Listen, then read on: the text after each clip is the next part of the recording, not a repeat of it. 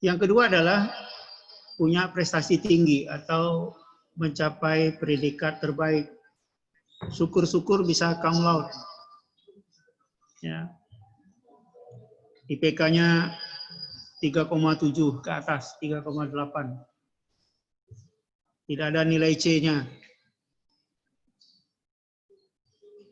Itu kayak Bang Kevin, nilainya tidak ada C. Nilainya A dan B ya. Nah, lulus dengan predikat cum laude.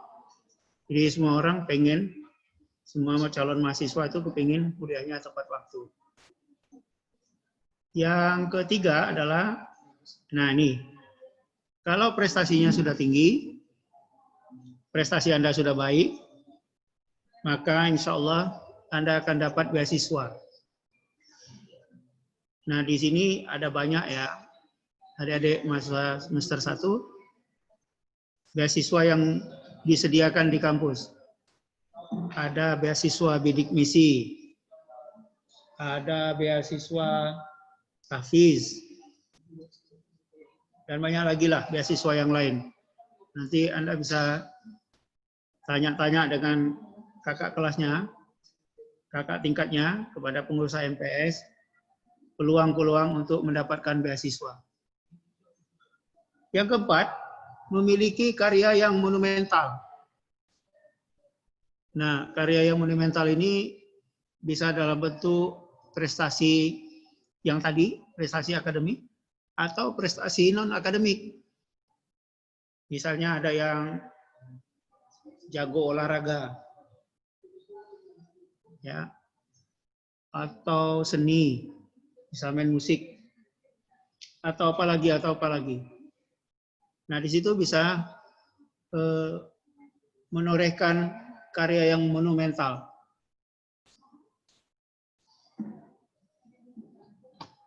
Nah, yang keempat, itu tadi yang keempat. Yang kelima, memiliki relasi. Nah, ini penting, adik-adik sekalian. Jadi, kuliah itu bukan hanya sekedar mencapai prestasi tinggi, tapi kita juga harus memiliki relasi yang luas.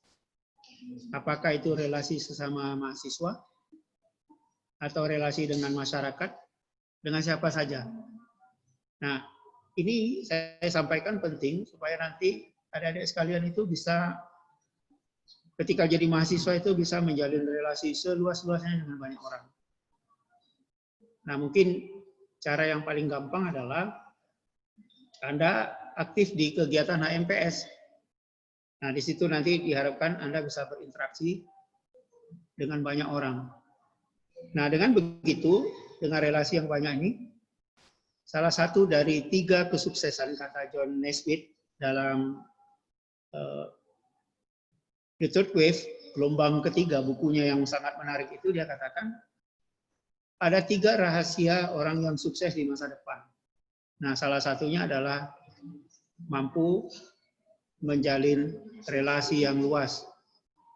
Nah, relasi yang luas ini bukan hanya bidang akademik saja, tapi tentu juga bidang-bidang non-akademik. Dan memang sekarang nggak bisa kita jadi mahasiswa yang kuper. Apalagi kalau nanti Anda kuliah di sini, Anda akan mengenal istilah autis. Asik dengan dunia sendiri, itu nggak bisa itu. Jadi orang-orang yang asik dengan dunianya sendiri, itu akan terhambat proses kesuksesannya. Nah, dalam kerangka inilah, maka kegiatan meet and greet ini dibuat oleh HMPS supaya bisa memberikan atmosfer baru bagi Anda mahasiswa semester 1. Nah, untuk mencapai nomor 1 sampai nomor 5 itu memang ada banyak tradisi yang harus diubah mulai sekarang. Ya, adik-adik sekalian, cara belajarnya harus diubah. Nggak bisa lagi seperti waktu Anda di SMA atau di Alia.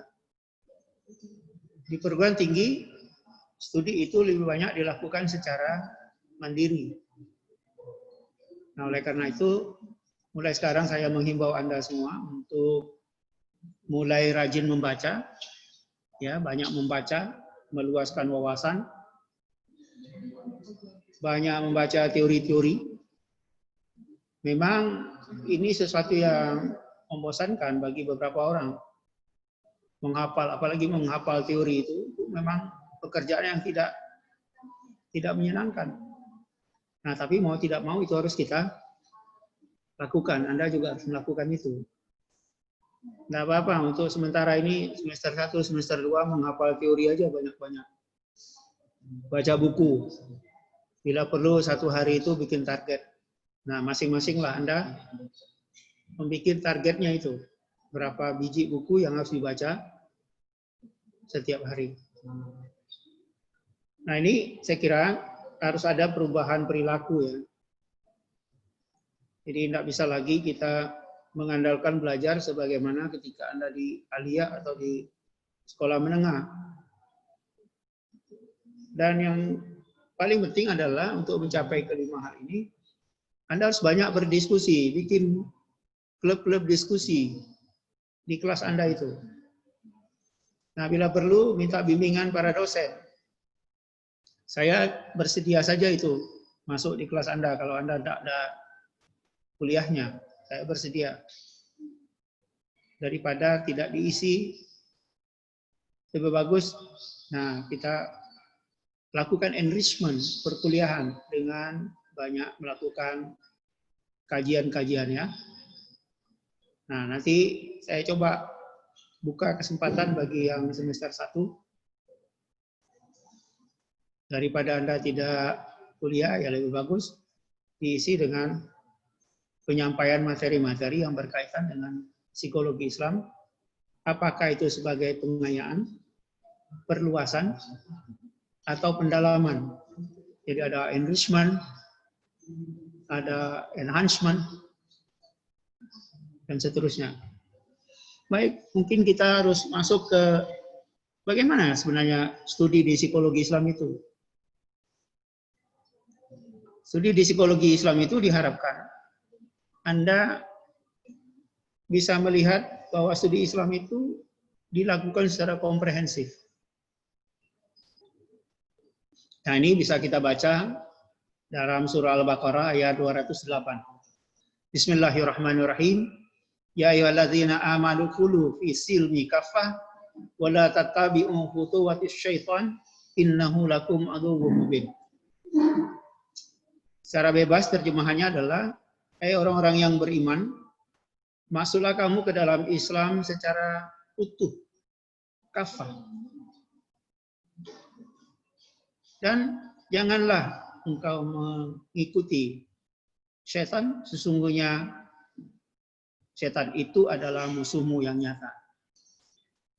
Nah, adik-adik sekalian, kalau kita lihat dari surah Al-Baqarah 208 ini, kita dapat satu perspektif baru bahwa Islam itu utuh. Mengkaji Islam itu harus komprehensif. Dia nggak bisa dengan satu pendekatan.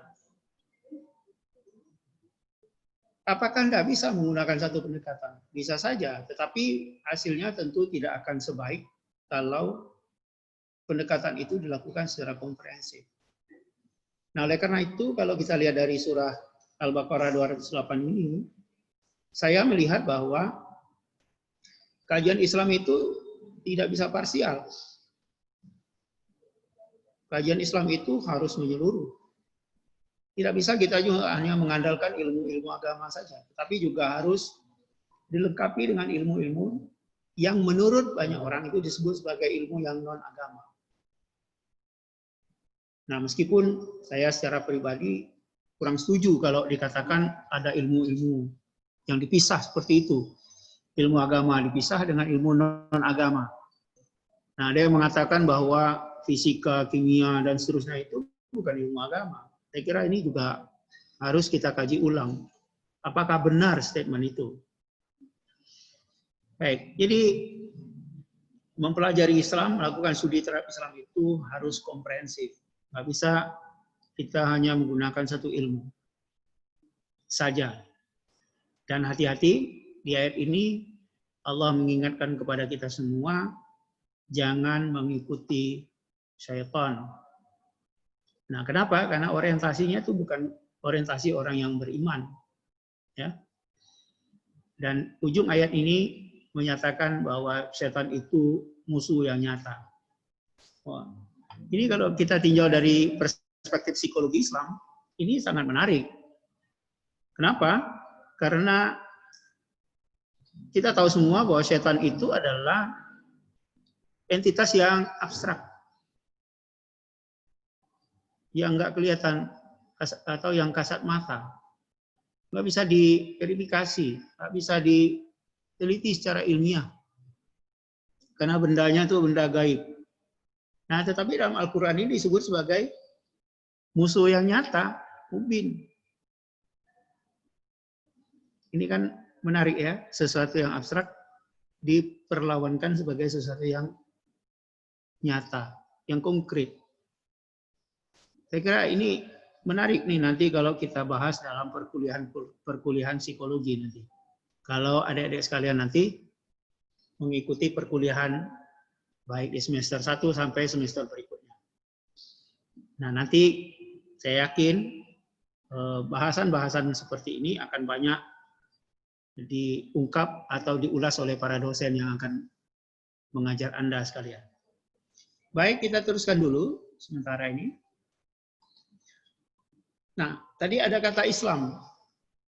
Nah, kalau kita lihat teorinya, Islam itu ternyata dibagi menjadi dua. Ada yang memahami Islam itu sebagai agama, sebagai ad-din, dan ada juga yang memahami agama itu sebagai sakafah atau ilmu dan peradaban. Nah, kalau kita baca lagi Nurholis Majid, Anda nanti boleh baca bukunya itu, Islam, Doktrin, dan Peradaban.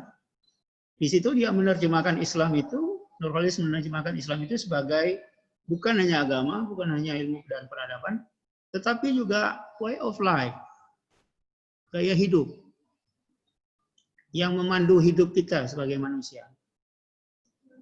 Nah, tentu di situ kajian-kajian psikologinya menjadi sangat terlihat betul gitu ya. Nah, ini kita lihat bagaimana kalau secara sederhana kita bagi Islam itu menjadi dua, yaitu satu sebagai sistem agama, yang kedua adalah sistem sakafah. Nah, kalau sakafah, maka semua kajian itu berasal dari manusia. Ilmu dan peradaban itu digali dari peradaban manusia. Nah, sementara agama itu dari Tuhan. Kalau sakafah, ilmu dan peradaban, itu kebenarannya relatif. Sementara agama itu mutlak. Nah, saya beri contoh ya untuk hal ini. Misalnya, jika dalam dunia fikih nih, jika bejanamu dijilat anjing, maka cucilah bejanamu itu sebanyak berapa kali?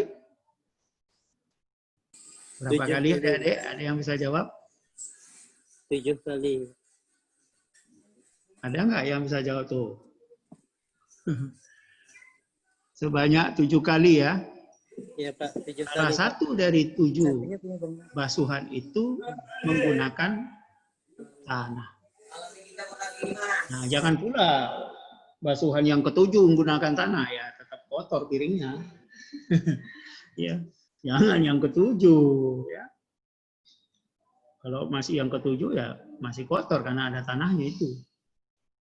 Nah, dari dulu ya fikihnya seperti itu. Ketentuan agamanya seperti itu. Meskipun sekarang ilmu dan peradaban modern sudah bisa menemukan begitu banyak antiseptik ya. Dan saya kira di masa pandemi ini antiseptik itu adalah benda yang paling banyak dibincangkan orang. Di mana-mana orang ngomong antiseptik, antiseptik. Nah, tetap saja dalilnya seperti itu. Menggunakan tanah, tidak menggunakan antiseptik. Nah, kalau ayatnya diganti atau hadisnya diganti, maka kalau itu hadis, dia menjadi hadis riwayat Bukhari non-Muslim. Nah, hadisnya hadis dhaif, ya kan? Karena tidak ada istilah zaman Nabi itu antiseptik, nggak ada. Yang ada tanah. Nah, mau kita debat kayak apapun, ya kondisinya seperti itu. Karena dia sebuah kebenaran mutlak. Nggak bisa digugat gitu ya. Nah, sementara ilmu pengetahuan dan peradaban itu kebenarannya relatif. Bisa diruntuhkan, bisa diganti, bisa dibatalkan dan seterusnya. Kemudian yang kedua, dia bersifat temporer. Nah, temporer ini berlaku ya sepanjang kebenaran itu benar. Sebelum ada kebenaran lain yang lebih benar, yang membantah kebenaran yang pertama. Ya. Makanya apapun itu peradaban manusia itu selalu temporer. Berlaku ada jangka waktunya. Ada masa expirednya nanti. Ketika sebuah kebenaran itu kemudian dibantah dengan kebenaran yang lain. Saya beri contoh misalnya dulu dalam astronomi itu ada perdebatan. Apakah bumi ini yang menjadi sentral atau pusat tata surya atau yang lainnya? Nah, di awal diyakini bahwa sentral peradaban pusat tata surya itu adalah bumi. Nah, tapi kemudian kebenaran ini dibantah. Nggak benar kalau bumi sebagai pusatnya, tetapi matahari lah pusatnya. Nah, ini satu contoh bahwa ilmu dan peradaban itu tidak bersifat abadi sebagaimana agama. Agama itu abadi. Dia nggak bisa ditawar-tawar gitu. Ya, meskipun nanti ada kejadian-kejadian tertentu yang bisa saja mengubah beberapa ketentuan itu. Nah, dalam dunia fikih itu disebut sebagai rukhsah. Ada kemudahan di situ. Nah, tetap saja, tapi kalau kondisinya normal, ya ketentuannya seperti itu, tidak berubah. Ya kalau mau bulan Ramadan, ya puasa ya di bulan Ramadan, nggak bisa diganti di bulan lain. Boleh diganti kalau ada syarat, misalnya sakit atau dalam perjalanan. Begitupun misalnya ibadah haji. Ya senang atau nggak senang, ya ibadah haji itu harus di Makkah dan Madinah. Nggak bisa diganti di Pontianak. Nggak bisa ya. Adik-adik sekalian. Apalagi di sepuk laut sana. Nggak bisa itu. Ya. Kemudian ilmu dan peradaban itu karena dia berasal dari manusia, dia berlaku lokal. Dia berlaku lokal. Meskipun beberapa di antaranya juga bisa berlaku universal. Misalnya ya, tentang pemanasan itu kan. Nah, setiap benda cair yang dipanaskan dengan suhu 100 derajat, maka dia bisa mendidih. Nah, ini juga contoh. Ada juga peradaban itu, ilmu itu yang berlaku universal. Tapi tidak banyak ini yang begini. Kadang-kadang ilmu dan peradaban itu berlaku lokal. Sementara agama itu berlakunya universal. Baik, kita teruskan dulu ke berikutnya. Nah, seperti apa sih kerangka acuan ilmu dalam Islam itu? Nah, kita lihat di sini.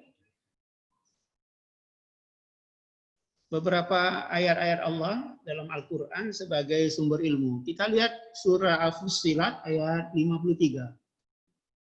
Bismillahirrahmanirrahim.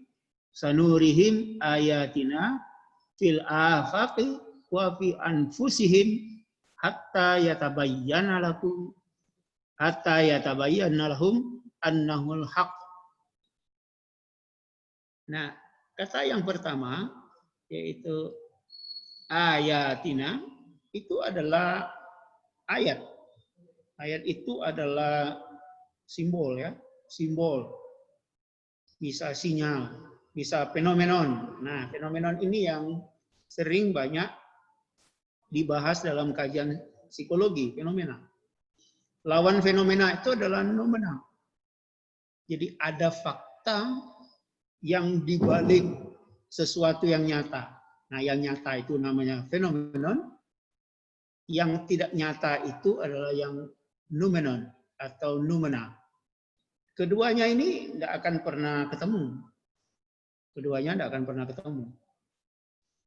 Nah, keduanya punya karakter yang berbeda. Terkadang fenomenon itu dipahami sebagai apa adanya. Dipahami sebagai apa adanya.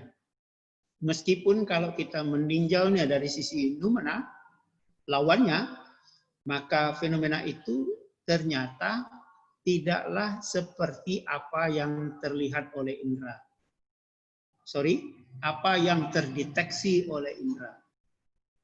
Sebagai contoh ya, misalnya dalam psikologi itu yang dipahami orang itu kan adalah perilaku ya, perilaku seseorang.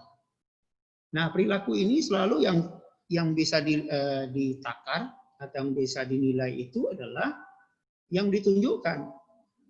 Nah, persoalannya adalah apakah perilaku yang ditunjukkan itu adalah perilaku yang benar, yang jujur. Nah, di sini persoalannya. Karena manusia itu bisa berbuat sesuatu yang sebenarnya bukanlah yang sebenarnya. Nah, ini nanti saya kira di perkuliahan juga akan banyak dibincangkan tentang fenomenon ini, atau sinyal, atau simbol, atau indication, atau apa sajalah istilah-istilah yang bisa kita pakai untuk menjelaskan kata ayatina itu, ayat, tanda. Kemudian afak. Afak itu adalah alam fisikal, makrokosmos, benda, alam benda.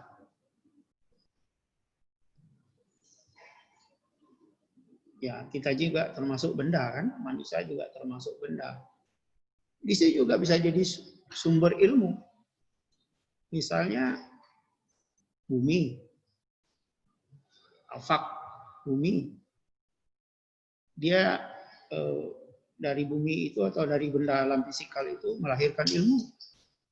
Dari bumi itu melahirkan ilmu geologi misalnya. Atau ilmu apalagi planologi, banyak lagi ilmu-ilmu yang lainnya yang terinspirasi dari kata afak. Kemudian anfusihim. Nah, di sini mikrokosmos. Pada diri manusia itu ternyata juga ada ilmu. Nah, nanti dalam kajian-kajian psikologi Islam Anda mengikuti kuliah di sini, adik-adik sekalian kuliah di sini, maka kajian tentang manusia, diri manusia atau mikrokosmos itu akan semakin banyak dibahas. Bahkan kata anfus ini menjadi penentu atau indikator ya. Nanti di hadis yang lain, siapa yang bisa mengenal dirinya, maka dia bisa mengenal Tuhannya. Wah, luar biasa ini. Jadi kata diri manusia, anfus itu, psikologi pada diri manusia itu menarik untuk dibicarakan. Nah, di situ ada yang disebut sebagai penyakit hati, ya kan? Apalagi itu tentang keyakinan, tentang etos kerja. Wah, pokoknya banyak sekali. Dari diri manusia itu akan lahir begitu banyak tema-tema yang bisa dibahas. Bahkan sampai orang membahas tentang nafs, tentang jiwa, tentang diri, tentang nyawa, tentang ruh, macam-macam itu dibahas di situ. Yang kesemuanya itu tentu menjadi objek, bahkan menjadi sumber ilmu yang saya kira akan terus berkembang setiap tahunnya. Nah, kemudian yang terakhir adalah Al-Quran. Nah, di sini yang tekstual ya, yang tertulis. Banyak sekali itu ayat Al-Quran yang menginspirasi sebagai sumber ilmu. Banyak sekali ayatnya. Saya kira nggak terhitung itu. banyak sekali. Nanti adik-adik akan belajar bagaimana penafsiran ayat Al-Quran yang berkaitan dengan psikologi. Baik, kita teruskan dulu. Yang berikutnya adalah, nah di sini ada titik temu ya, titik temu antara ilmu Al-Quran di satu sisi, ilmu-ilmu agama tadi, yang disebut ad-din tadi itu, dengan ilmu umum. Nah di sini Anda akan lihat ada 3 rumpun besar keilmuan itu, yaitu ilmu Qur'aniyah, ada ilmu Qur'aniyah, di situ ada ilmu Quran, ilmu hadis, ada teologi, ada fikih, ada tasawuf, macam-macam ya. Nah itu akan ketemu dengan ilmu afakiyah, yang tadi itu, ilmu yang makrokosmos. Di situ ada fisika, ada kimia, ada astronomi, oceanologi. Nah, kalau oceanologi ini bisa Anda lihat contohnya ya, seperti dalam surah Ar-Rahman. Allah berfirman, Bismillahirrahmanirrahim, wa bainahuma barzahun la yabghiyan fa bi ayyi ala'i rabbikuma tukadziban. Nah, ternyata di antara air laut dan air sungai itu, keduanya itu tidak saling bercampur. Di situ ada batas, ada barzah. Nah, kelak nanti kata barzah ini banyak dibahas dalam ilmu akidah akhlak. Akidah akhlak. Nah, itu bisa Anda baca dalam surah Ar-Rahman itu. Menarik sekali itu bahwa air laut itu ternyata tidak bisa bersatu dengan air sungai yang tawar. Jadi air asin dengan air tawar itu tidak bisa bercampur. Dan itu saya kira inspiratif sekali itu bagi manusia untuk mengembangkan ilmu oceanologi ini. Ya. Dan banyak lagi lah ayat Al-Quran yang bicara tentang ayat-ayat ilmu pengetahuan. Nah, kemudian ilmu-ilmu anfusia. Nah, tadi itu psikologi, antropologi, sosiologi, komunikasi, sejarah kemanusiaan, dan seterusnya. Nah, itu, ketiganya itu, dia menjadi sebuah kesatuan. Dia punya titik temu. Nah, nanti Anda belajar di psikologi Islam, kesemuanya ini akan dipertemukan. Jadi ilmu itu bukan untuk dipisahkan. Ada yang memisahkan ilmu agama dengan ilmu non-agama. Saya agak kurang setuju nih kalau ilmu itu dibagi-bagi. Ilmu itu seluruhnya dari Allah. Dia bersatu. Nah, untuk tunduk kepada Tuhan. Ya, seperti itu. Baik, saya teruskan dulu. Berikutnya, ini slide-nya agak banyak ini ya. Nah, kemudian pendekatan keislaman dalam studi psikologi. Nah, ada banyak buku yang bicara tentang ini, adik-adik sekalian. Dimulai dari Hana Jumhana Bastaman, menulis buku Integrasi Psikologi dengan Islam. Sebelum itu juga ada Pak Jamaluddin Anco, ada juga yang lain-lain. Banyak sekali buku lah yang mencoba untuk mengintegrasikan antara agama itu dengan studi psikologi. Nah, ini saya kira adalah cara paling bijak untuk menyatukan. Kenapa? Karena ada perdebatan di sini. Ada perdebatan sebelumnya bahwa sebenarnya tidak bisa disatukan antara Islam dan psikologi. Yang tadi kita bicarakan di atas. Islam itu dari Tuhan. Psikologi itu dari manusia. Nah, tapi kesepakatan para akademisi psikologi Islam memastikan keduanya itu bisa diintegrasikan, yaitu antara agama dan ilmu, sebagaimana slide yang sebelumnya saya tayangkan itu. Nah, berikutnya, kenapa perlu pendekatan keislaman dalam psikologi? Nah, adik-adik sekalian, itu alasannya sangat sederhana. Ya. Di banyak buku diceritakan bahwa alasan paling penting dari kenapa pertanyaan penting itu kenapa perlu pendekatan keislaman dalam psikologi, pendekatan yang integratif antara Islam dan psikologi itu, karena ada interpretasi psikologis yang bias budaya dalam memahami simbol atau perilaku. Bias. Misalnya contoh ya, di sini saya beri contoh tentang nih. Ada yang mengatakan bahwa menggunakan hijab itu, kerudung itu nggak modern. Ada yang bilang begitu. Nggak modern. Susah. Bagaimana mau jadi atlet sepak bola kok pakai kerudung? Main sepak bola pakai kerudung, lomba renang pakai kerudung. Ini menurut sebagian kalangan mengatakan ini tidak modern. Nah, mari kita lihat sumbernya.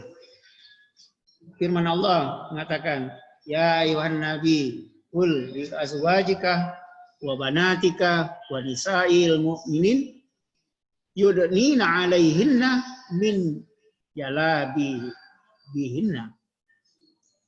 Hai para nabi, katakanlah kepada istri-istrimu, anak-anak perempuanmu. Ingat tuh ya, wa banatika. Anak-anak perempuan, bukan anak laki-laki ya. Anak laki-laki disuruh berkerudung itu juga persoalan itu. Ya, anak perempuan dan istri-istri orang mukmin, hendaklah mereka mengulurkan jilbabnya ke seluruh tubuh mereka. Nah, perhatikan itu ayat yang tertulis atau tercetak dengan warna merah. Nah, ini memang banyak ini ayat ini kemudian jadi masalah, jadi polemik di masyarakat. Ada yang bilang, ya untuk apa juga pakai jilbab tapi perilakunya enggak islami. Ya kan? Ada juga bilang, pokoknya macam-macam lah debatnya di situ. Nah, saya kira ini jadi contoh menarik tentang bagaimana Al-Quran menjelaskan tentang perilaku yang berkaitan dengan psikologis itu.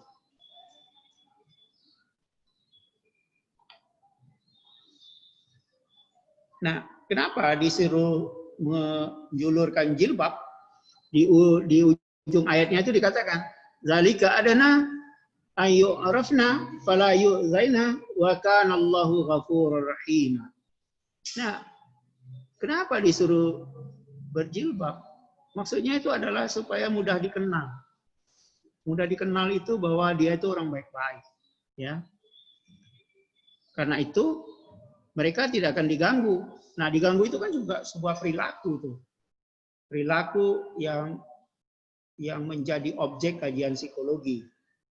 Saya kira ini adalah apa yang disampaikan dalam surah Al-Ahzab ayat 59 ini. Ini sangat jadi contoh menarik tentang bagaimana integrasi antara ilmu agama dengan ilmu yang lain itu. Ya, ilmu-ilmu yang tadi yang sudah saya bicarakan itu. Nah, di dalam psikologi Islam itu ada kajian yang juga agak mendalam nih tentang jilbab, yaitu jilbab hati. Nah, ini menarik juga ini kan. Kalau tadi jilbabnya adalah fisikal, itu mungkin banyak dibahas di dunia mode. Sekarang ini jadi bisnis menjanjikan ini jilbab, ya. Terutama anak-anak muda sekarang banyak pakai jilbab, ya. Nah, ternyata dalam Al-Quran juga ada jilbab hati. Mari kita lihat Al-A'raf ayat 26. Hai anak Adam, sesungguhnya kami telah menurunkan kepadamu pakaian untuk menutup auratmu. dan pakaian indah untuk perhiasan, dan pakaian takwa itulah yang paling baik. Yang demikian itu adalah sebagian tanda-tanda bagi orang-orang yang bertakwa. Ya. Jadi ternyata ada jilbab hati, dan itu sangat psikologis, saudara. Adik-adik sekalian, sangat psikologis. Ya. Baik, kita lanjutkan. Contoh lain misalnya tentang titik temu dua bidang ilmu tadi. Ada sebuah norma empiris yang belum mampu, ini alasannya kenapa psikologi itu perlu ada kajian agamanya. Karena ada norma empiris yang belum menjelaskan perilaku yang seharusnya. Kalau dalam psikologi ini ada yang disebut dengan dilema moral. Itu teorinya Kohlberg tentang tahapan perkembangan moral. Contohnya tentang kejujuran.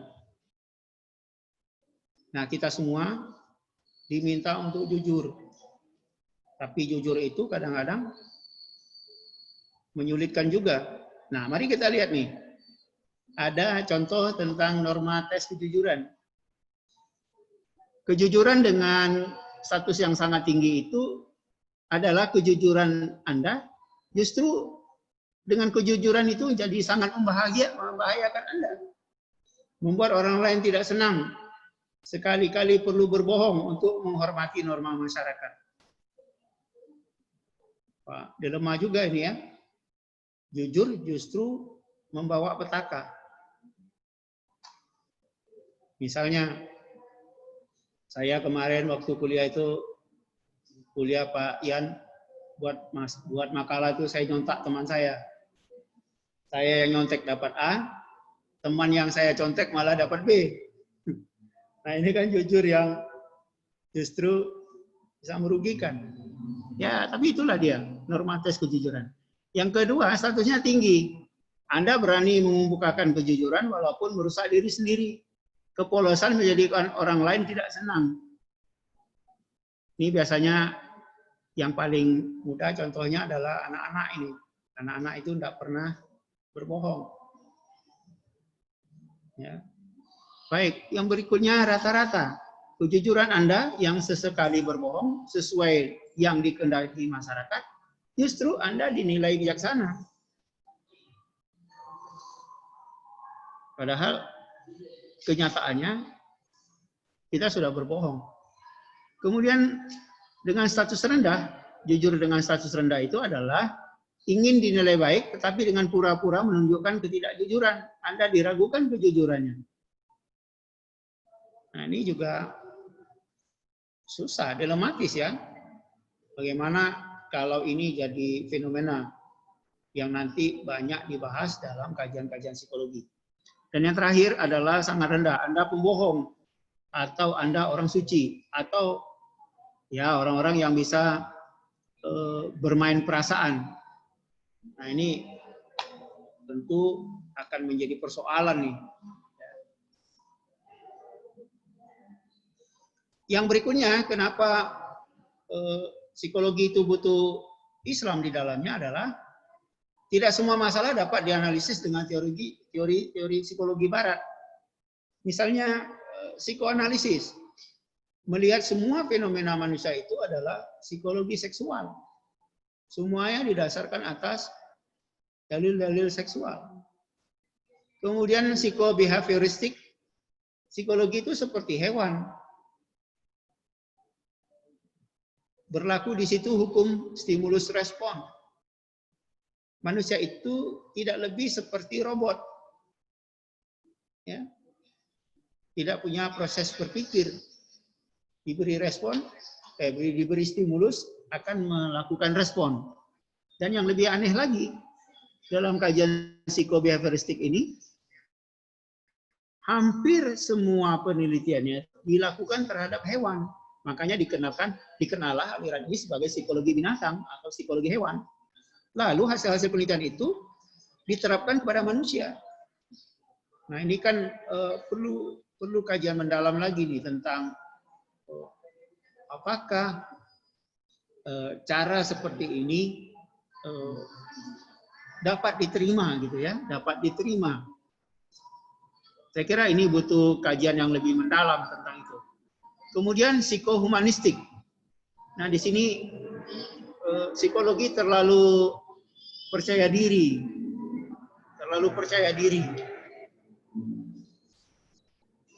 menganggap manusia itu udah ya, yang paling baik. Padahal di atas manusia itu, kalau kita pakai teorinya Maslow itu kan, piramid tertingginya adalah dapat mengaktualkan dirinya, ternyata itu masih belum sempurna karena di situ butuh Tuhan. Ya, manusia tetap butuh Tuhan. Jadi bukan hanya sekedar aktualisasi diri, tapi juga manusia butuh Tuhan. Nah, yang terakhir yang ingin saya sampaikan kepada adik-adik sekalian, bahwa mainstream psikologi saat ini itu adalah munculnya mazhab indigenous psychology. Nah, di sini menariknya, psikologi ini sudah mengikut sertakan analisa-analisa perilaku lokal. Nah, perilaku yang apa ya, yang masih genuine, yang masih orisinal. Nah, saya kira ini adalah mainstream yang paling baru yang berkembang di psikologi.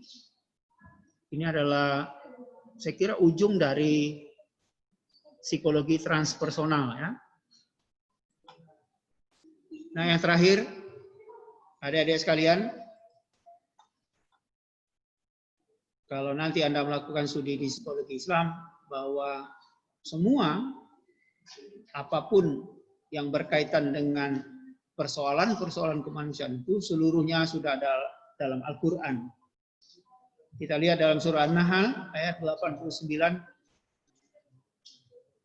Dan kami turunkan kepadamu Alkitab, Al-Quran untuk menjelaskan segala sesuatu dan petunjuk serta rahmat dan kabar gembira bagi orang-orang yang berserah diri. Jadi seluruhnya tentang hidup dan kehidupan manusia itu sudah ada di dalam Al-Quran. Tinggal bagaimana kita mencoba untuk menggalinya, mempelajarinya, dan kemudian mengimplementasikannya dalam kehidupan nyata. Saya kira ini yang bisa saya sampaikan. Wallahu a'lam bishawab. Saya kembalikan ke moderator.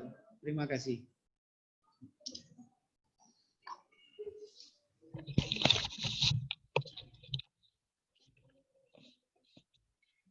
Itu tadi penyampaian materi dari Pak Ian atau Pak Aryansyah. Masya Allah sekali ya materinya. Mungkin buat teman-teman ini ada yang ingin ditanyakan, silakan tulis pertanyaannya di kolom komentar. Nanti akan langsung dijawab oleh Pak Haryansyah.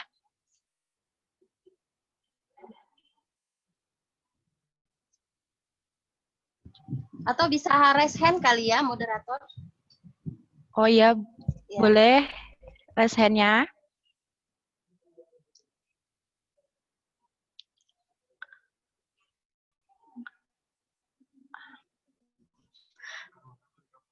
Pertanyaannya seputar materi yang disampaikan sama Pak Ian tadi ya. Atau seputar prodi psikologi deh.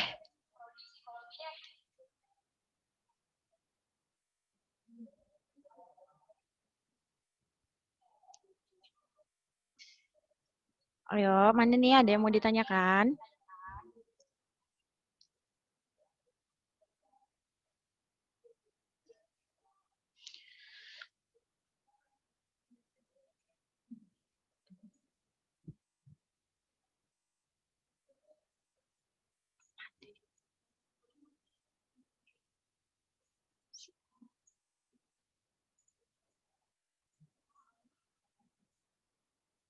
Silakan ditulis ya pertanyaannya di kolom chat.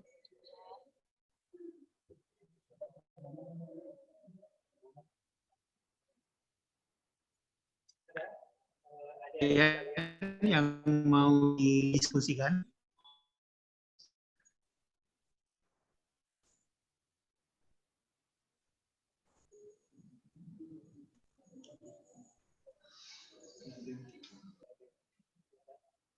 Belum ada? Oh, sudah ada nih, Pak. Pertanyaan dari Junaiyah. Assalamualaikum, Pak. Ingin bertanya, untuk di masa COVID seperti ini, bagaimana membuat diri semangat untuk kuliah? Atau motivasi gitu, Pak, tanya. Oke.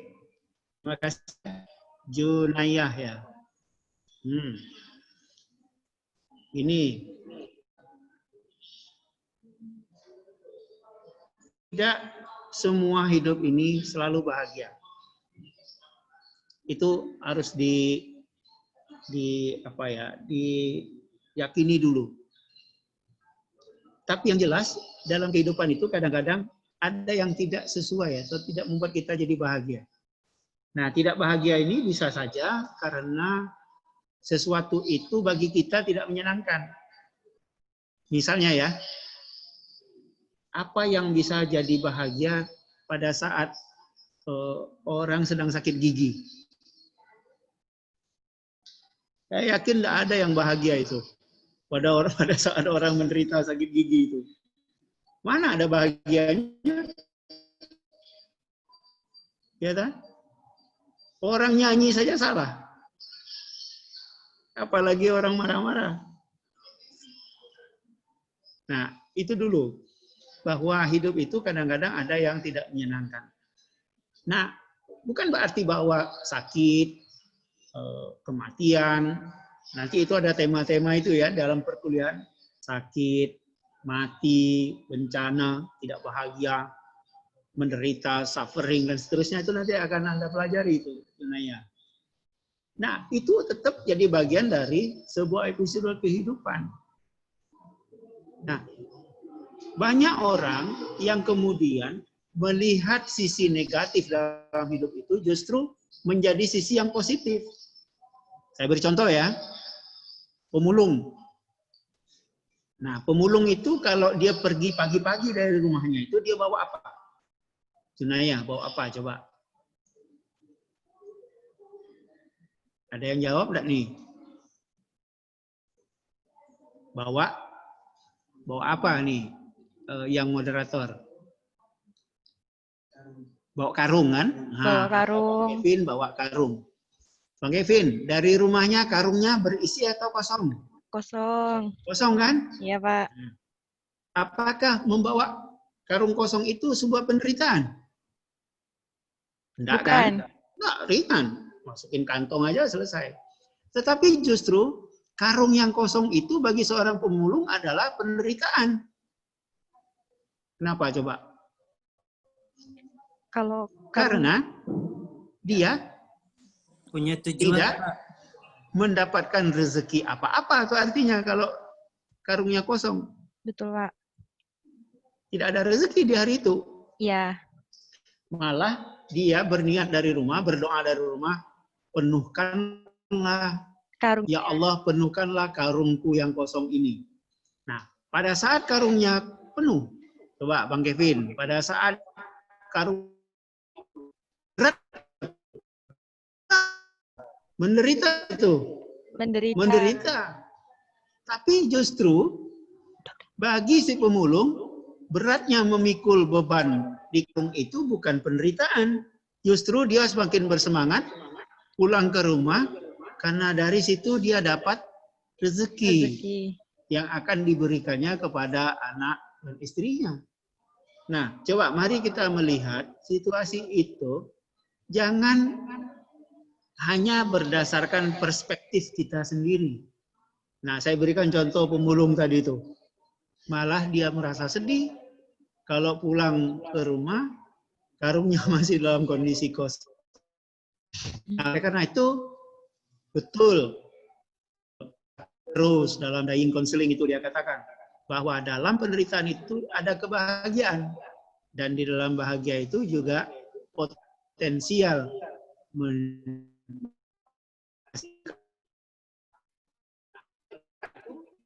dan derita itu our head. Saya ulangi, the picture in our head. Jadi penderitaan dan bahagia itu adalah gambaran yang ada di kepala kita masing-masing. Boleh jadi bagi orang tertentu COVID ini adalah penderitaan, tapi bisa jadi bagi orang lain ini adalah berkah. Contohnya penjual masker. Penjual masker itu malah dapat rezeki dia dari musim pandemi ini. Dan seperti itu. Jadi, nah mari kita melihat sesuatu yang tadinya boleh jadi itu menurut kita kurang menguntungkan, kita tidak tahu bahwa di balik itu justru ada yang membuat kita menjadi beruntung. Saya kira begitu jawaban saya. Jadi tetap saja bersemangat ya, jangan putus asa. Justru pandemi ini dijadikan sebagai challenge, ya, challenge bagi Anda yang masih di usia muda. Ya, adik-adik sekalian, lebih memacu Anda untuk untuk berprestasi lebih tinggi. Nah, biasanya ini saya baca dulu di teorinya Thomas Robert Malthus, ya. Dia katakan masyarakat yang berada di daerah minoritas itu justru yang maju karena otaknya sedang berkembang untuk mencari solusi. Solusi bagaimana mengatasi persoalan-persoalan hidupnya. Nah, makanya biasanya orang-orang yang hidup di daerah yang enak itu kadang-kadang dimanjakan psikologinya seperti itu. Nah, boleh jadi mudah-mudahan saja ya kita berhusnuzon kepada Allah. Mudah-mudahan saja pandemi ini bukan menjadi bencana tetapi adalah cara Tuhan untuk membuat kita lebih baik lagi dalam menjalankan agama kita. Saya kira begitu jawabannya.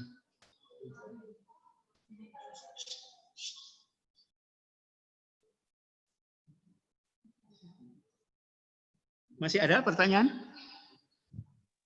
Ya, masih ada Pak pertanyaan nih dari Deti Nuriska. Saya ingin bertanya Pak, tentang indigenous psychology, apa sih contoh dari penerapan ilmu indigenous psychology dalam kehidupan ini Pak? Baik, terima kasih. Pertanyaan bagus ya. Memang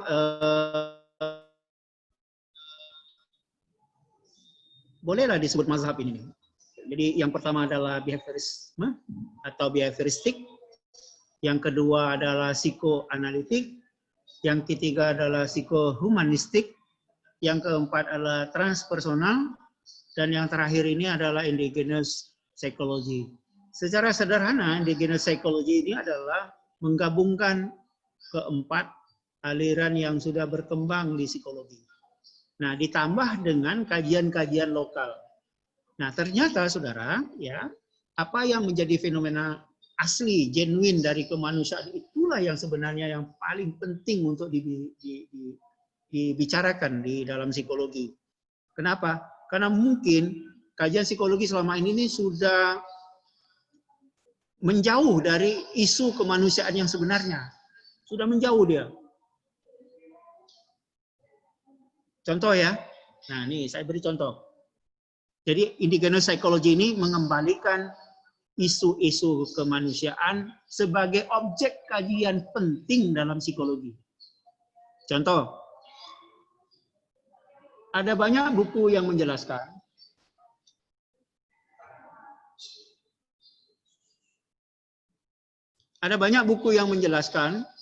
bahwa psikologi itu adalah ilmu yang mempelajari tentang perilaku manusia.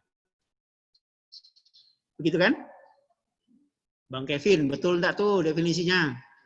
Betul ya? Ilmu, saya ulangi, ilmu yang mempelajari perilaku manusia. Atau ilmu yang mempelajari tentang jiwa yang direfleksikan dalam bentuk perilaku. Nah, mari kita lihat. Apakah aliran-aliran dalam psikologi itu sudah membahas jiwa manusia, berikut perilakunya. Coba kita lihat. Aliran pertama, behavioristik. Itu betul sesuai dengan namanya adalah behavior, perilaku. Nah, kalau membicarakan tentang perilaku, maka studi tentang ruhnya di mana? Tentang jiwanya di mana? Nah, ini kan saya kira perlu pelurusan lagi nih. Perlu diluruskan gitu. Hilang jadi kajian tentang ruhnya tadi. Tentang psyche-nya itu dalam bahasa Yunani itu disebut sebagai jiwa.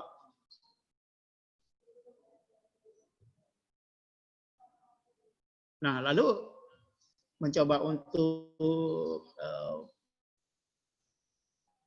menarik garis dalam buku itu, psikologi itu adalah ilmu yang mempelajari jiwa.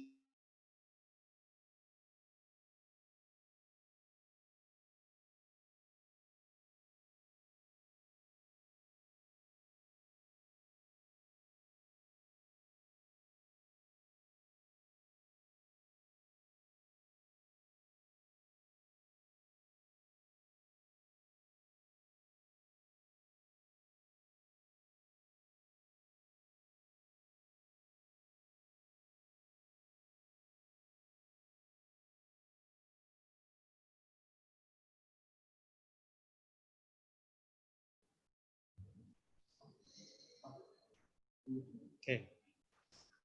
Yang kedua, analisa. Psikologi ini mencoba untuk memberikan penekanan kepada alam bawah sadar. Ya kan, seperti itu ya. Psikoanalisis itu penekanannya kepada alam bawah sadar.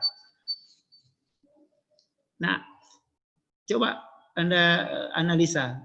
Apakah perilaku kita itu semuanya diatur oleh alam bawah sadar?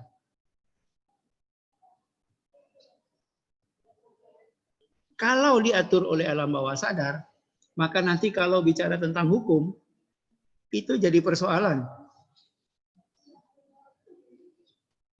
Di mana persoalannya? Orang baru bisa mempertanggungjawabkan perbuatannya kalau dia sadar. Nah, bagaimana kalau orang melakukannya tanpa sadar? Itu kan repot juga itu. Ya kan? Repot juga.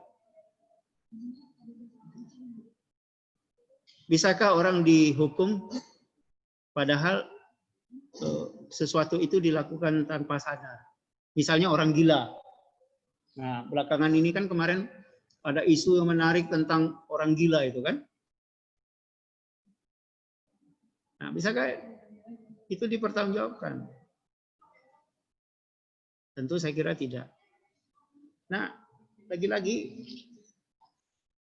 ada sesuatu yang perlu kita kritisi lagi dari psikoanalitik ini. Adik-adik sekalian, terutama yang bertanya kepada saya tadi, kalau ada alam bawah sadar, maka mestinya ada alam atas sadar. Nah, kemana alam atas sadar? Padahal dalam psikoanalitik itu, kesadaran itu dia bagi hanya jadi 3. Alam sadar, ambang sadar, dan bawah sadar. Nah, kalau kita kritisi, kalau ada alam bawah sadar, maka mestinya harus ada alam atas sadar. Dan alam atas sadar itu adalah Tuhan. Tuhan yang mengendalikan semuanya. Apa yang bisa dibuat oleh manusia kalau Tuhan sudah menutup semua kesadarannya? Khatamallahu ala qulubihim wa ala sam'ihim wa ala absarihim ghishawatu wa lahum azabun azim. Apa yang bisa dibuat manusia kalau kesadarannya ditutup? Nah, yang berikutnya humanistik. Tadi sudah saya singgung sedikit. Nah, yang keempat transpersonal. Nah, ini agak lumayan nih, aliran ini mencoba mengembalikan manusia, bahwa manusia itu ada Tuhan di situ ya. Sehebat-hebatnya manusia tidak akan bisa lepas dari Tuhannya. Manusia tetap membutuhkan Tuhan. Sehebat manusia apapun, ia tidak akan bisa berhasil tanpa Tuhan. Nah, saya kira ini transpersonal ini sudah agak lumayan, psikologinya sudah memasukkan unsur ketuhanan. Dan yang terakhir, indigenous psychology itu tadi adalah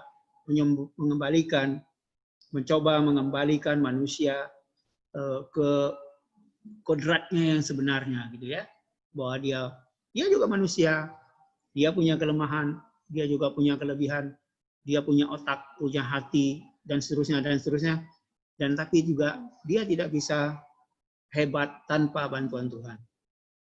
Nah, saya kira itu yang bisa saya jawab tentang indigenous psychology. Dan ini menarik. Dalam 2 tahun ini saya banyak melakukan studi-studi terhadap indigenous psychology ini. Dan ruang bincangnya itu cukup lebar ya, adik-adik sekalian. Saya senang saja nanti kalau ada di antara Anda yang mencoba untuk lewat AMPS menggagas diskusi rutin dosen. Saya bersedia tuh untuk bicara tentang indigenous psychology lebih dalam. Saya kira itu dulu yang bisa saya sampaikan karena mungkin tidak bisa kita jelaskan dalam waktu yang singkat ini ya. Saya kira itu dulu. Ada lagi pertanyaan lain? Ada Pak, ada 4 pertanyaan nih. Satu-satu dulu ya Pak. Yang pertama dari Saruni. Saya ingin bertanya Pak, peminatan psikologi itu diambil pas semester berapa? Dan kalau mau PPL, apakah tempatnya ditentukan atau disesuaikan dengan peminatan yang diambil? Oke, peminatannya sementara ini baru 5 apa 6 ya. Saya agak lupa ingat, maklum sudah tua ini. 1 pendidikan, 2 klinis, 3 PIO, 4 perkembangan, pendidikan dan Islam. Jadi ada 6 ya. Nah, kalau PPL, wow ini baru semester 1 sudah mau mikir PPL ya. Yang semester 5 aja nih masih Sudah bersemangat ya Pak. masih gemetaran mereka. Tapi baguslah kalau Anda sudah mau dan berani memikirkan tentang PPL. Untuk PPL itu tentu disesuaikan dengan peminatan Anda. Jadi kalau Anda minatnya di klinis, ya mungkin Anda bisa PPL-nya di rumah sakit jiwa. Boleh ya ke sana ya. Atau PIO Anda boleh di instansi pemerintah atau swasta. Ini ada 1 mahasiswa semester 7 yang berprestasi itu ya. Saya kenalkan saja namanya Farhan. Nah, dia ini sudah ber-PPL di PTPN 13. Dan hebatnya lagi, dia sudah mendapatkan insentif dari situ. Nah, ini saya kira bisa jadi motivasi buat yang bertanya kepada saya ya. Nah, siapa tahu nanti Anda juga bisa PPL di lokasi-lokasi seperti itu. Nah, Anda nanti tergantung pilihannya di mana. Ya. Silakan saja, nanti kita atur PPL-nya supaya bisa sesuai dengan bidang peminatan Anda. Saya kira gitu jawabannya.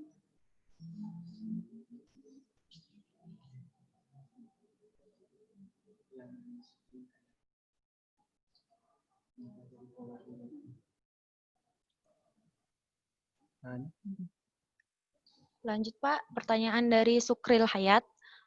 Pak, psikologi kan mempelajari pola perilaku manusia atau persona atau memperkirakan perasaan atau pikiran hati orang lain. Jadi, sedangkan prasangka itu dosa Pak. Jadi bagaimana pencerahannya? Saya kurang paham nih dengan pertanyaannya ini. Kok lalu jadi psikologi itu ngurusi prasangka ya? Atau mungkin feeling atau gimana mungkin Pak maksudnya? Saya kurang paham juga ini, kok psikologi itu isinya prasangka. Enggak lah. Kan gini, untuk mengetahui kondisi psikologi orang itu kan dalam psikologi mengembangkan beberapa instrumen tes ya. Dan instrumen tes itu tidak disusun untuk membuat kesimpulannya sebagai sebuah prasangka. Tidak boleh begitu.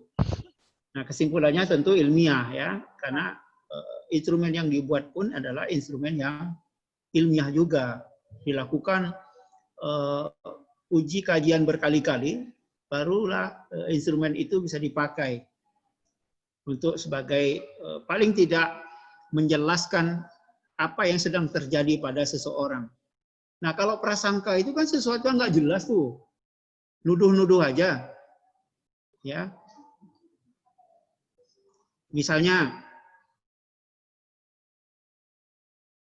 ya lalu saya kasih uang 50.000. Padahal saya ngasih uang tuh 50.000 hanya satu kali. Lalu Anda katakan, saya orang yang dermawan. Saya orang baik. Belum tentu. Bisa saja saya memberi uang itu bukan untuk kamu. Tapi saya nyuruh beli TS misalnya. Kan gitu. Iya.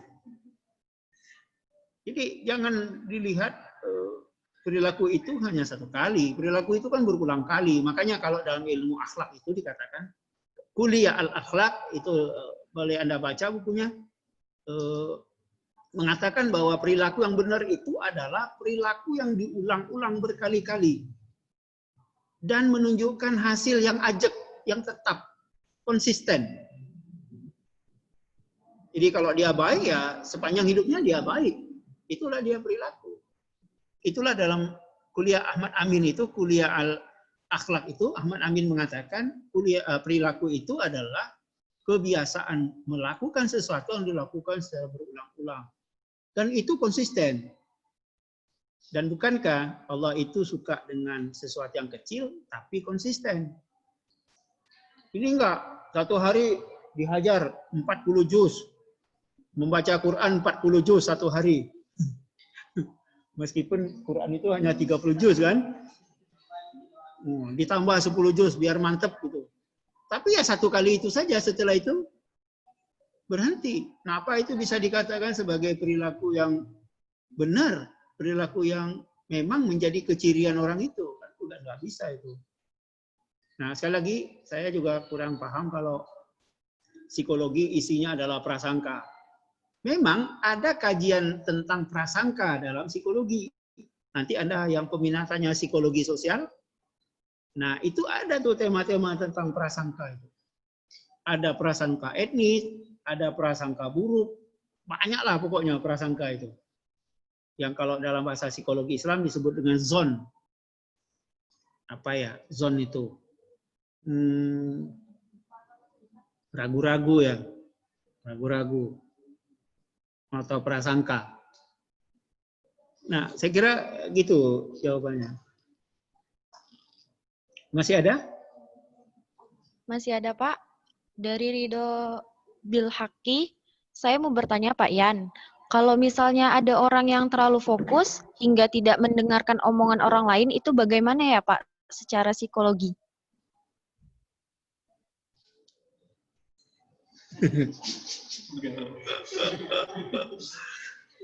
Begini nih. Begini. Ini kan persoalan kalau di psikologi umum itu namanya konsentrasi ya. Konsentrasi kan. Konsentrasi itu kan kaitannya dengan peristiwa kognitif kan? Ya. Ya atau bukan? Bang Kevin, Bang Nopal. Iya, Pak. Kalau dalam bahasa agama itu mungkin khusyuk ya. Iya Pak, khusyuk. Nah, khusyuk. Saya juga pernah membaca sebuah cerita itu tentang riwayat Ali bin Abi Thalib. Beliau itu dalam salah satu perang itu ternyata punggungnya itu kena panah. Mungkin ada yang pernah dengar cerita ini. Apa kata Imam Ali kepada istrinya? Istriku, tolong cabut panah ini pada saat aku sedang Sholat, Pak. apa? Sedang sholat, Pak. Sedang sholat. Sholatlah Imam Ali dan kemudian dicabutlah panah itu dari punggungnya. Dan ternyata Imam Ali itu tidak merasakan sakit. Padahal mencabut panahnya itu dengan arah yang terbalik. Bisa dibayangkan sakitnya itu. Nah, tapi kita kan tidak, adik-adik sekalian. Justru pada sholat itulah teringat barang yang sedang hilang, hutang yang belum dibayar, kos yang belum dibayar, dan seterusnya kan. Diingat tuh justru pada saat sholat.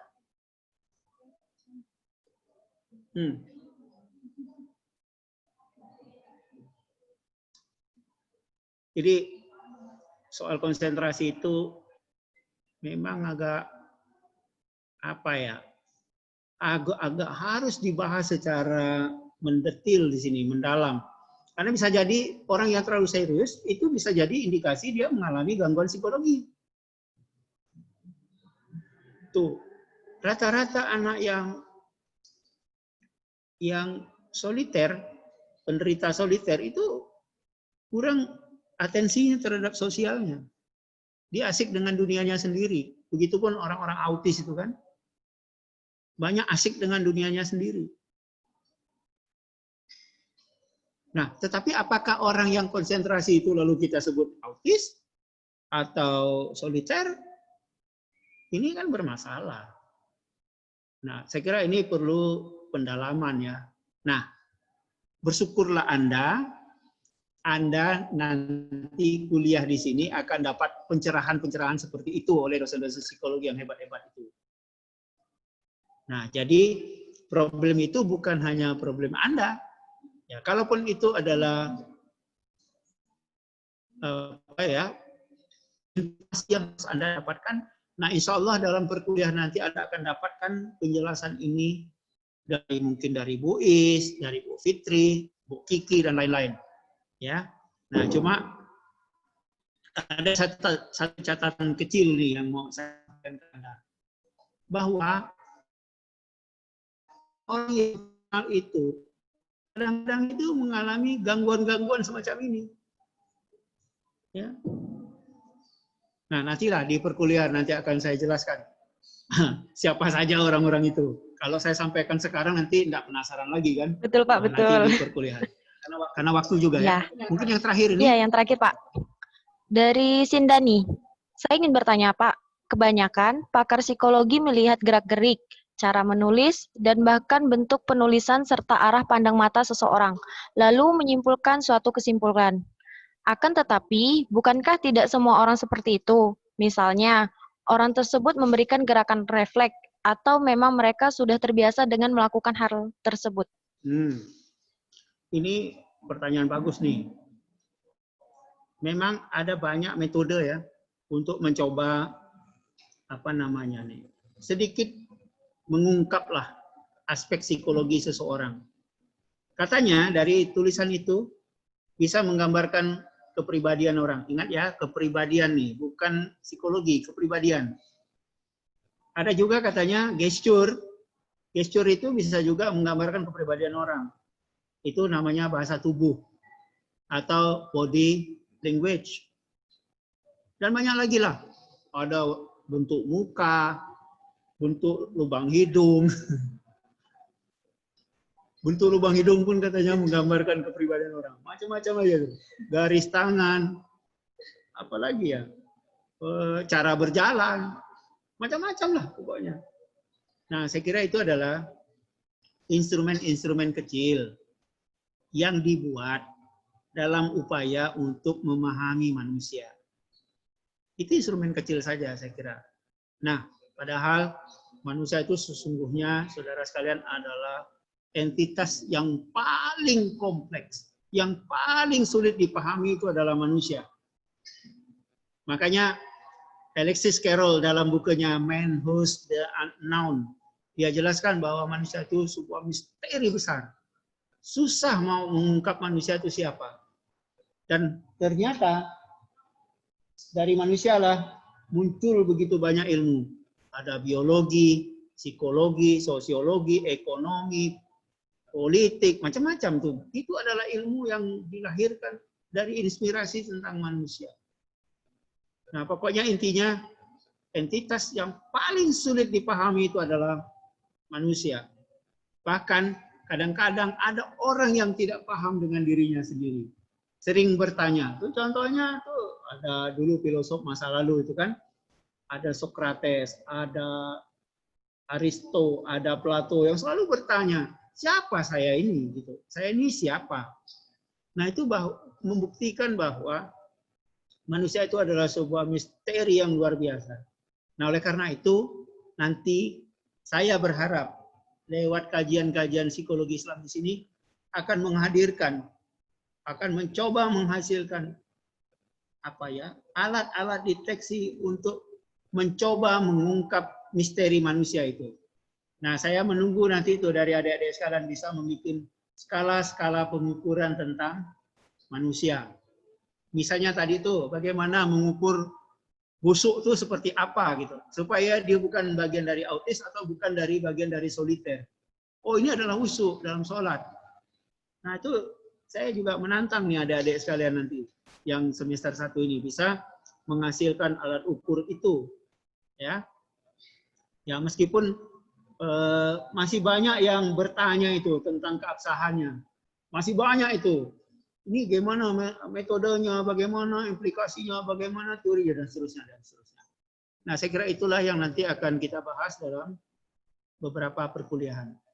Nah, adik-adik sekalian, mungkin karena waktunya, saya kira cukup sampai di sini penjelasan saya. Nah, closing statement dari saya adalah, apa yang saya sampaikan ini sebenarnya masih jauh ya, belum seberapa dibandingkan dengan kalau nanti kuliah di situasi yang sebenarnya nanti.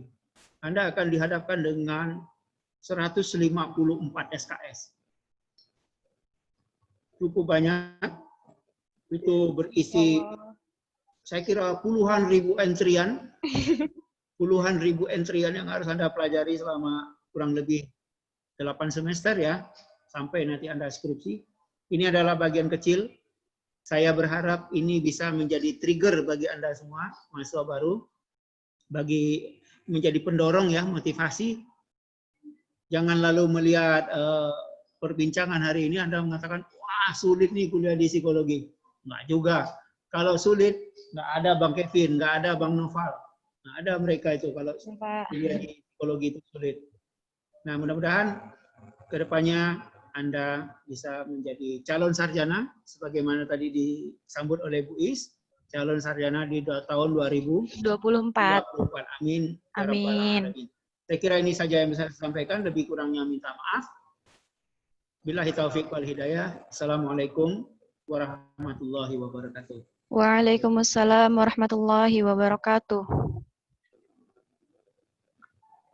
Ya, itu tadi penyampaian materi, berakhirnya penyampaian materi dan ditutup dengan tanya jawab bersama Pak Haryansyah. Berakhir pula acara meet and greet kita pada hari ini.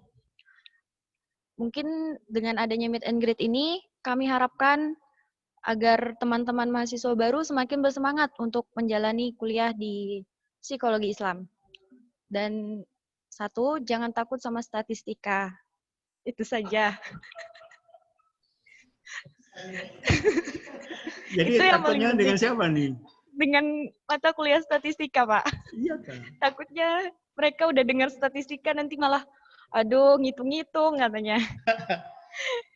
Saya selaku pemandu acara pada hari ini, mohon maaf jika ada kesalahan yang saya sampaikan. Sudah ya, terima kasih kepada teman-teman yang sudah mengikuti acara dari awal sampai akhir. Tetap semangat. Mudah-mudahan kita semua bisa menjadi lulusan sarjana psikologi yang berguna. Amin. Sekian dari saya. Wassalamualaikum warahmatullahi wabarakatuh.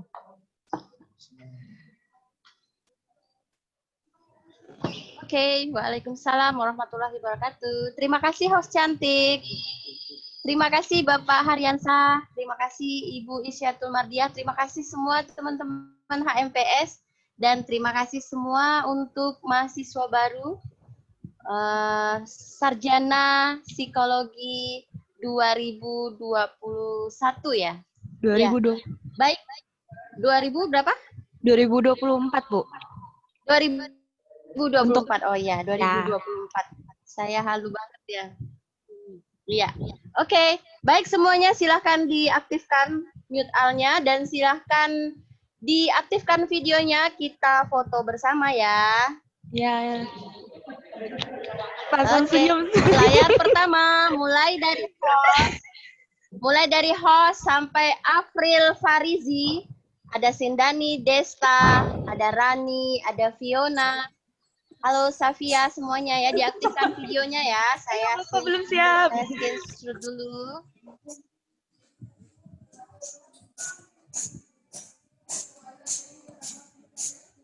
Ya, 1, 2, 3, cheese halaman pertama. Oke, selanjutnya next. Ya, Alfaruk Faizah, fotonya mana ya videonya?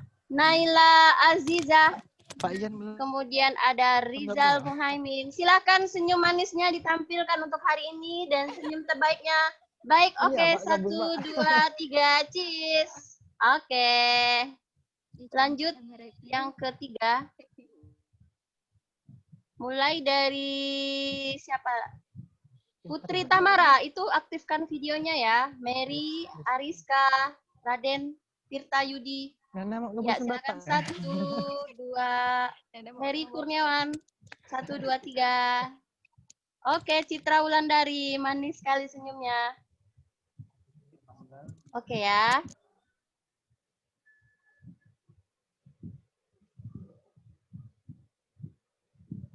Ya, silakan yang mau salam-salam.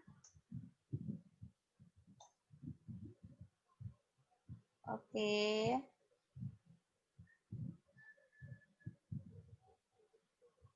Keyboard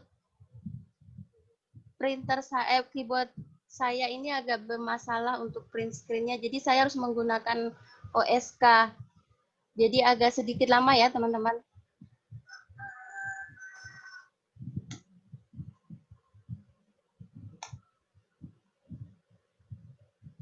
Oke. Yang pertama tadi, ya, Joy, Saruni, senyum lagi. Desti, Safitri, Sindani, Adinda, Suryani, Safia, April, Deva, Ibnu Hajat, mana? Bang HMPS-nya? Iya.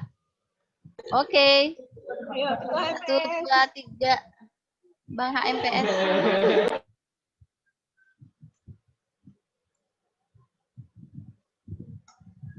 Oke, alhamdulillah sudah saya share di grup Fuad. Seantero Fuad sudah mengenal Anda-Anda semuanya, wahai mahasiswa baru yang cantik dan cakep. Selamat berkuliah, tentunya pasti menyenangkan. Program studi PI itu program studi yang paling menyenangkan menurut saya. Kalau saya masih muda, saya pastinya akan memilih psikologi Islam. Oke, sampai jumpa lagi di hari Senin ya. Adik-adik mahasiswa baru, jangan lupa hari Senin kita punya giat lagi. Nanti akan ada senior-seniormu di ilmu Al-Quran dan tafsir dan dengan konseling Islam akan berbagi cerita tentang prestasi mereka. Jadi jangan lupa selalu pantau ya. Ya, dan jangan lupa yang belum subscribe YouTube Fuad IAIN Pontianak, tolong di-subscribe lah. Like, comment, and share ya, jangan lupa. Dan nyalakan lonceng notifikasi. Oke, sampai jumpa lagi di hari Senin. Semoga selalu sehat. Gunakan masker, jaga jarak, dan selalu menggunakan hand sanitizer ya. Sampai jumpa lagi. Wallahumma bi'il aqomitorik. Assalamualaikum warahmatullahi wabarakatuh. Waalaikumsalam warahmatullahi wabarakatuh. Psikologi Islam. Kami ada, kami nyata. Bukan, Pak.